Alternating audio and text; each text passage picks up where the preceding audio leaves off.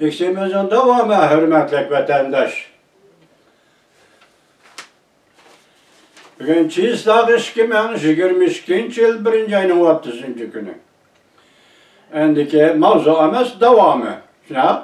Valilik işhanesi aldığımızdaki bir neçe yaptıydı bu dokulatını ilan kıldı dep görsetti.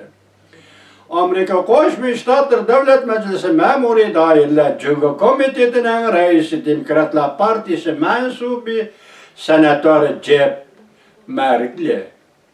Ve bu komitetin ortak reisi Demokratlar Partisi mensubu James McGovern. Ötken hafta Vali Barçilet'nin şanısıga uçak xat yazıp Beijing'de Kışlık Olimpik murasim başlanıştın burun Müstemlik Uyg'uriston yani Şinjan doğrusida tayyorlangan dokulatni ilan qilishni talab qilgan edi. Amerika sobiq prezident Trump ve navbatda prezident Biden ishga qarorliq hukumat her iki hukumat Jungo hukumatining Müstemlik Uyg'uristonda Şinjan'da yol qo'ygan Uyg'ur milletiga ve başka milletlerge qaratilgan irq tozalash yoki etnik tozalash, irq yo'qotish shartini o'xshashda ayblab keldi. İnsaniyetga qarshi jinoyat sodir qilganligini o'xshashda ayblab keldi.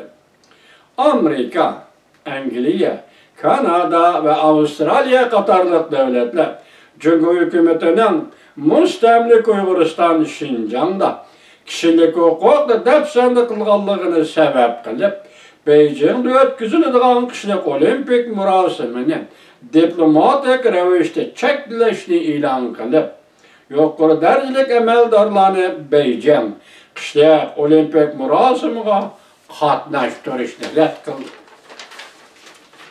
Prezident Joe Biden hukumati o'tgan oyda, ya'ni majburiy emgakka solishni sabab qilib, Müstemlik Uyg'uristondan Şinjan'dan import qilinadigan mahsulotlarni butunlay cheklash to'g'risida qonun tuzishni tamomladi. Undan boshqa Reuters agentligi munda xabar qildi. Birlashgan Davlatlar Tashkiloti kishilik huquq valilik ishxonasining bayonotchisi Kolli juma kuni, ya'ni 1. ayning 28. kuni mundaq dalilladi. Kishilik huquq valisi Michel Barçilet haqiqatan bu yilning avvalgi yerimida Müstemlik Uyg'uriston yani Şinjan'ni ziyorat qilib, Jungo hukumati bilan suhbat o'tkazdi. Eng muhimi bu qatimqi ziyoratning amaliy unumi bo'lishi lozim. Mohiyatlik ahamiyati bo'lishi lozim. Nazorat qilinmagan ahvol ostida ziyorat qilib, Uyghur cemiyetining ba'zi kishilarini ve muayyan noktalarını ziyorat qilib, hukumatning yuqori qatlam rahbarlari bilan suhbat o'tkazilishi kerak.